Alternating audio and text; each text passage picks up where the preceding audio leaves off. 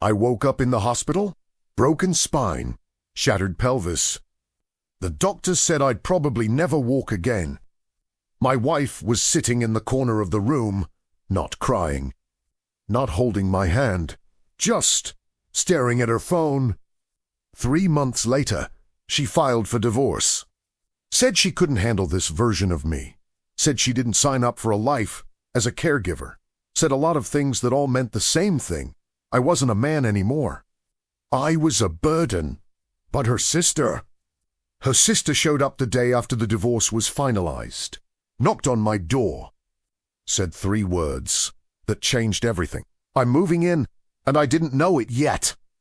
But she wasn't just there to help me walk again. She was there to make me feel like a man again, in every way.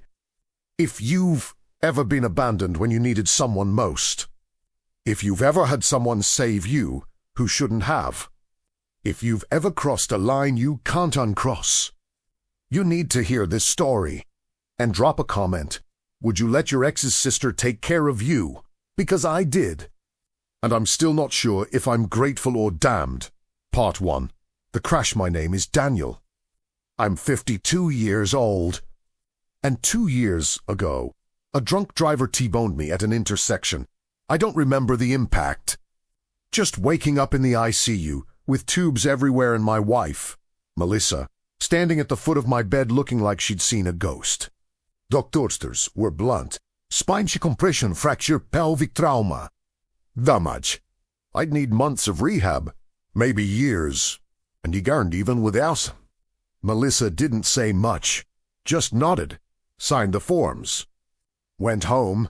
The first week, she visited every day, brought me clothes, updates from work, but she never touched me, never held my hand. Just sat in the chair by the window and scrolled her phone. By the second week, she stopped coming. Her sister, Jenna, came instead.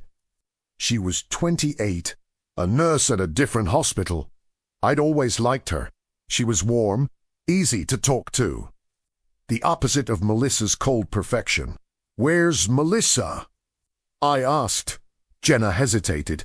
She's struggling, Daniel. This is hard for her. It's hard for me too, I said. I'm the one in the bed. Jenna didn't argue, just squeezed my hand. I know. I'm here. Whatever you need. Part 2. The abandonment. I got out of the hospital after 6 weeks. Came home to a house that had been adapted. Ramps installed. Grab bars in the bathroom. A hospital bed set up in the living room because I couldn't climb stairs. Melissa was there, but she wasn't really there. She moved through the house like a ghost, made meals, did laundry, but she wouldn't look at me. One night, I asked her to help me into the shower. I couldn't do it alone yet. The wheelchair didn't fit through the bathroom door. I needed someone to hold me up. She looked at me like I'd asked her to cut off her own arm. I can't, she said. Melissa, I can't. Daniel, I can't. She called Jenna, asked her to come over, and Jenna did. At 9 p.m. on a weeknight after a 12-hour shift, she helped me into the shower. Held me steady while I washed, didn't complain, didn't flinch. And that's when I realized my wife was gone, even if she was still physically in the house. She was gone. 3 months after the accident, Melissa sat me down. I want a divorce, she said. No preamble. No tears. Just done. Because of this? I gestured at the wheelchair. Because I can't do this, she said. I love you. But I can't be your nurse. I can't be your caretaker. I need a partner. And you're not that anymore. I didn't fight her. What was the point? She was right. I wasn't the man she married. That man could walk. That man could work. That man could fuck her without needing help getting into bed. The divorce was quick. She kept the house, gave me a settlement, moved out within a month. I moved into a ground floor apartment. Accessible. Lonely. Why? She looked at me. Really looked at me. because you deserve someone who doesn't see you as broken. And she walked past me, unpacked her stuff in the guest room. And just like that, she was living with me. If you've ever had someone show up for you when no one else would, comment and tell me about it, because what Jenna did, it saved my life. But it also ruined everything. Part 4, the intimacy living with Jenna was different. She helped me with everything, showers, and tried to figure out how to live as half the man I used to be. Part 3, the knock 2 weeks after the divorce finalized. Jenna knocked on my door. I opened it. She was standing there with 2 suitcases. "What are you doing?" I asked. "I'm moving in," she said. "Jenna, I quit my job. Daniel. I'm your full-time caregiver now." I stared at her. "You can't do that." "I already did. I can't afford a private nurse." "I'm not charging you," she said. "I'm doing this because I want to." Getting dressed. Physical therapy exercises. She never made me feel weak, never looked at me with pity, just did what needed to be done. But there were moments, small moments, where something shifted. Like when she'd help me out of the shower and her hand would linger on my chest a little too long. Or when she'd sit next to me on the couch and her leg would press against mine and she wouldn't move it. Or when I'd wake up in the middle of the night and find her asleep on the chair next to my bed. Like she was watching over me.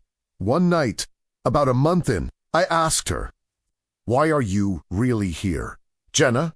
She was helping me into bed, her hands under my arms, face inches from mine. "What do you mean? You gave up your career, your apartment, your life, for me. Why?"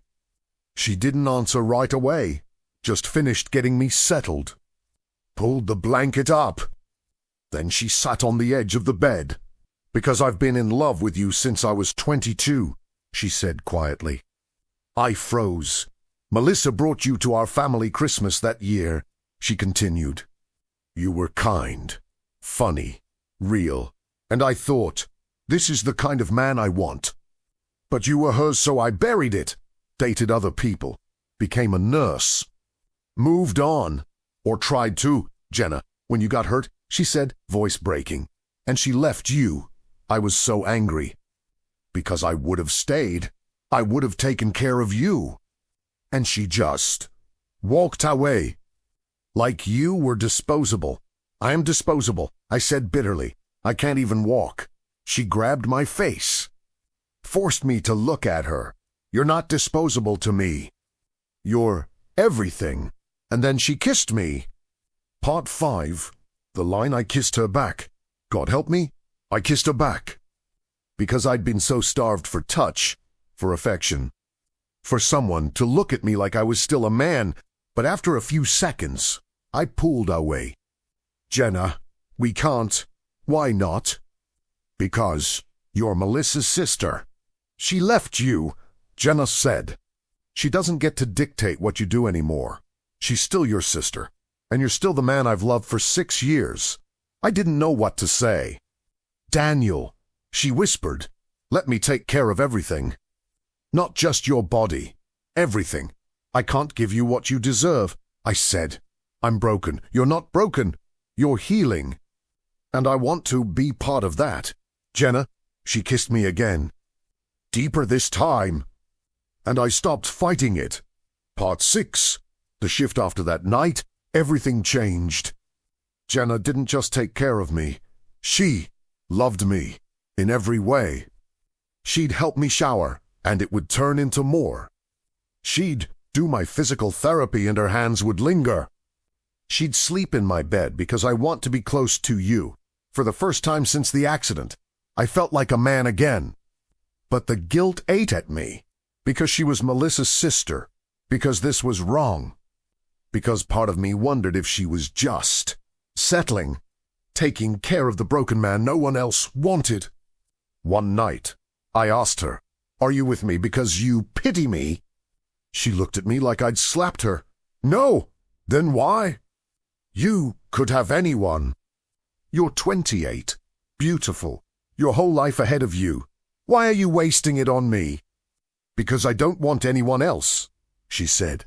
I want you, wheelchair and all, scars and all. I want you, Daniel, and I believed her. Part 7. Melissa finds out 6 months later. Melissa found out. She'd come by to drop off some mail. Still had a key.